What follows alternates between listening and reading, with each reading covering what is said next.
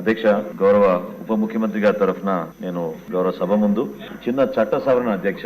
Andhra Pradesh Panchayat Raj act number 13 of 1994 ఇది 30 మే 1994 లో ప్రవేశపెట్టారు అధ్యక్ష.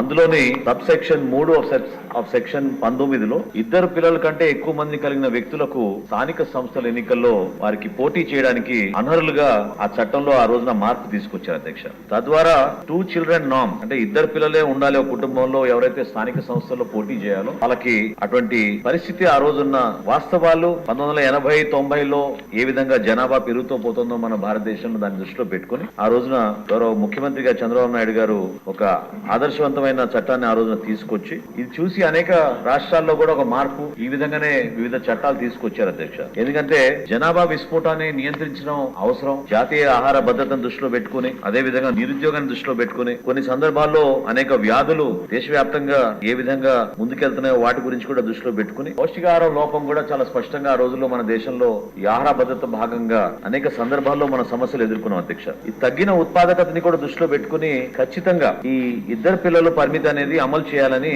దాదాపు 30 సంవత్సరాల క్రితం ఈ చట్టాన్ని తీసుకొచ్చి అందులో 3 అంచెల భాగంగా పంచాయతీరాజ్ సంస్థల్లో ఉన్న గ్రామ పంచాయతీలు, మండల ప్రజా పరిషత్తులు మరియు జిల్లా ప్రజా పరిషత్తుల్లో కూడా ఎవరైతే ఎన్నికల్లో పోటీ చేయాలనుకుంటున్నారో వాళ్ళకి ఎట్టి పరిస్థితుల్లో కూడా ఇది వర్తించే విధంగా ఆ రోజు రాష్ట్ర ప్రభుత్వం నిర్ణయం తీసుకుని చట్ట సవరణ చేసింది అధ్యక్ష. ఇప్పుడు నేషనల్ ఫ్యామిలీ హెల్త్ సర్వే ప్రకారంగా టోటల్ ఫర్టిలిటీ రేట్ TFR అంటారు అధ్యక్ష. అది 3.7 నుంచి 1992-93లో 3.7 ఉన్నది ఈ రోజున 2.1 కి మన గ్రామీణ ప్రాంతాల్లో తగ్గిందనేది రిపోర్ట్స్ మన రాష్ట్ర ప్రభుత్వానికి అందించారు అధ్యక్ష. TFR అనేది ఎప్పుడు కూడా అదొక ఇండికేషన్ అధ్యక్ష. ఖచ్చితంగా టోటల్ ఫర్టిలిటీ రేట్ ఆంధ్రప్రదేశ్ లో ఆప్టిమల్ రేట్ ఇస్ 2.1 అధ్యక్ష. కానీ 1.6 కి తగ్గిన పరిస్థితుల్లో తప్పకుండా ఈ నిర్ణయం అనేది ఖచ్చితంగా తీసుకోవాలి. ఈ రోజున జనాభా మనకి 15 సంవత్సరాల లోపు ఉన్న వ్యక్తులు మన భారతదేశంలో తగ్గిపోతున్నారు. ప్రత్యేకంగా 28.6% ఉన్న 15 కన్నా తక్కువ వయసున్న జనాభా 2015-16లో ఈ రోజున 2% తగ్గిపోయింది అధ్యక్ష.